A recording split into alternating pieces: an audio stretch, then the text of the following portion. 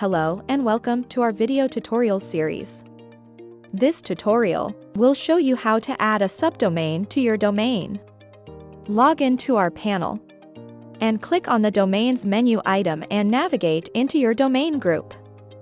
Click on the Actions button for your root domain and click on the Subdomains tab. You can view all of your subdomains that are related to your domain in this section. Click on the Add Subdomain button to create a new subdomain. A small pop-up will appear. Enter your subdomain into the text box. You can see how your subdomain looks in the small preview area below the text box.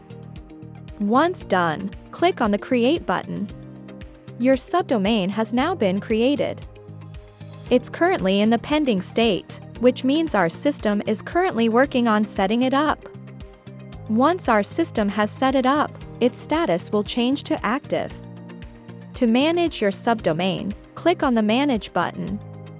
You can manage your subdomains the same way you manage your root domains. Your subdomain will also show up in your domain list. If your root domain is using private name servers, our system will automatically set up an A record in the DNS zone, and your subdomain will be ready to use as soon as it has been routed in our system. If you are using an external DNS provider like Cloudflare, you must set up an A record for your subdomain at your DNS provider. We hope you enjoyed this video tutorial.